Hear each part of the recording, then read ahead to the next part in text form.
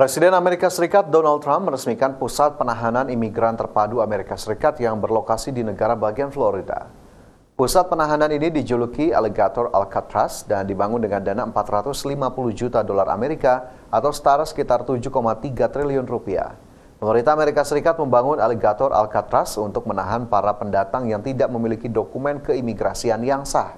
Dalam peninjauannya pada Selasa kemarin waktu setempat, Trump menyatakan Alligator Alcatraz akan menampung para imigran tanpa dokumen serta dikelilingi oleh kondisi alam yang menyulitkan untuk pelarian. Pusat penahanan ini dibangun di bekas lapangan udara dan dikelilingi oleh rawa yang menjadi habitat alami buaya dan ular berbisa. Trump menyebut lokasi yang lembab, panas, dan penuh nyamuk ini dirancang untuk memberikan efek jera bagi para migran gelap.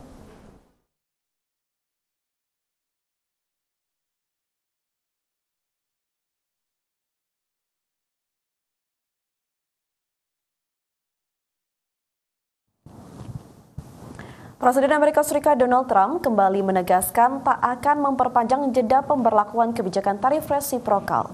Trump mengatakan pemberlakuan kebijakan tarif masuk terhadap sejumlah negara itu berpotensi menghasilkan penerimaan negara hingga 129 miliar dolar Amerika Serikat atau setara sekitar 2.000 triliun rupiah. Trump mengatakan pemerintah Amerika Serikat akan mengirimkan surat pemberitahuan kepada negara-negara yang menjadi mitra dagang Amerika Serikat sebagai ucapan terima kasih atas kerjasama yang menguntungkan dengan adanya pemberlakuan tarif masuk yang baru. Sebelumnya pada Jumat pekan lalu, Trump mengatakan menghentikan segala perundingan tarif masuk dengan Kanada. Penghentian tersebut terkait langkah Kanada yang berencana menaikkan pajak layanan digital terhadap perusahaan-perusahaan teknologi asal Amerika Serikat. Sebagai gambaran, dalam pemberlakuan tarif resiprokal, Indonesia dikenai tarif 32%, Kamboja 49%, Vietnam 46%, dan Singapura 10%.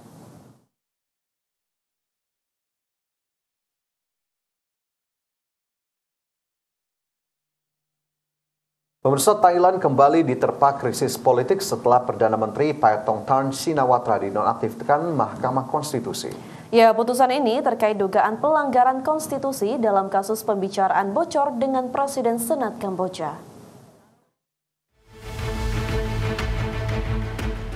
Mahkamah Konstitusi Thailand secara resmi menonaktifkan Perdana Menteri Paetongtarn Shinawatra per Selasa 1 Juli 2025. Keputusan ini diambil setelah MK menerima petisi dari sekelompok senator terkait pembicaraan telepon Paetongtarn dengan Presiden Senat Kamboja Han Sen yang bocor ke publik.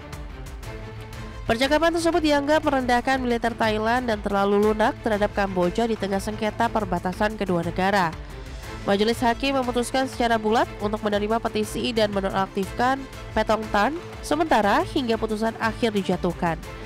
Untuk mencegah kerusakan yang tidak dapat diperbaiki, MK menyatakan bahwa penonaktifan sementara ini perlu dilakukan. Wakil Perdana Menteri Surya Juangron Ruangkit ditunjuk sebagai pelaksana tugas Perdana Menteri.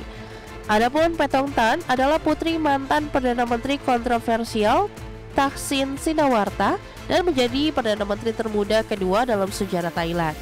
Ia menyatakan menerima putusan pengadilan dan akan memberikan pembelaan resmi dalam 15 hari ke depan.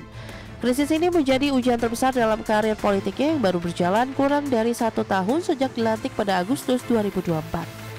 Berbagai sumber, IDEX Channel.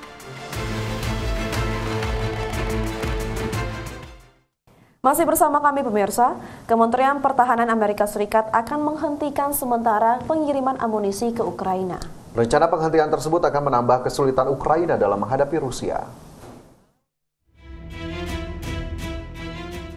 Pemerintah Amerika Serikat memutuskan menghentikan sementara pengiriman sejumlah senjata ke Ukraina. Penghentian tersebut dilakukan di tengah kekhawatiran tentang menurunnya persediaan senjata di Amerika Serikat. Menteri Pertahanan Amerika Serikat Pete Hegseth telah memerintahkan penangguhan beberapa pengiriman rudal dan amunisi ke Ukraina, termasuk rudal pencegat Patriot, rudal Hellfire, dan rudal Stinger karena stok amunisi yang menyusut. Ukraina juga tidak akan mendapatkan ribuan amunisi Howitzer 155 militer yang berdaya ledak tinggi. Amerika Serikat merilis perintah untuk menangguhkan pengiriman tersebut beberapa minggu setelah Pete memulai meninjau ulang terhadap stok amunisi Amerika Serikat yang telah menyusut selama beberapa tahun terakhir. Penyusutan tersebut terutama karena pengiriman besar-besaran ke Ukraina dan Timur Tengah. Bagi Ukraina, rencana penghentian tersebut akan menambah kesulitan dalam menghadapi Rusia. Mengingat serangan Rusia yang kian intensif belakangan ini. Berbagai sumber, iNext Channel.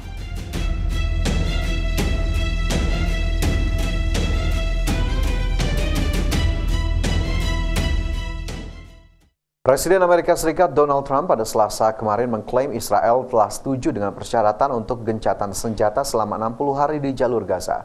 Trump pun mendesak kelompok Hamas untuk melakukan hal serupa. Dalam unggahan di media sosial, Trump mengatakan perwakilan pemerintah Amerika Serikat akan bertemu pejabat Israel untuk membicarakan tentang masa depan Gaza.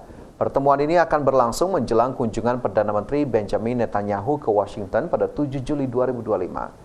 Menurut Trump, Qatar dan Mesir juga ikut membantu dalam mewujudkan perdamaian, di mana kedua negara akan menyampaikan proposal akhir kepada Hamas. Sejak perang di jalur Gaza pecah pada Oktober 2023, Hamas dan Israel sepakat untuk gencatan senjata pada 19 Januari 2025 yang ditandai oleh saling bertukar tahanan dan sandera. Namun Israel kembali menyerang Gaza pada 18 Maret hingga saat ini.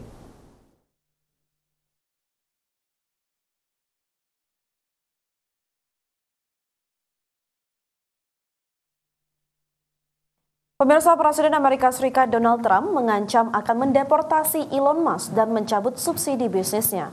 Konflik memanas setelah Musk mengkritik RUU anggaran dan pajak yang diajukan Trump. Ketegangan antara Presiden Donald Trump dan Elon Musk kembali mencuat ke publik.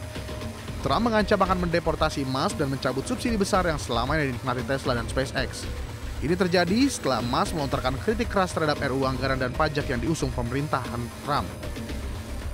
Meski sempat jadi donor utama Trump saat kampanye, Musk kini bersiap mendirikan partai politik baru sebagai penantang Partai Republik. Ancaman Trump mencakup pembatalan kontrak pemerintah dan dukungan terhadap Starlink serta proyek teknologi lainnya.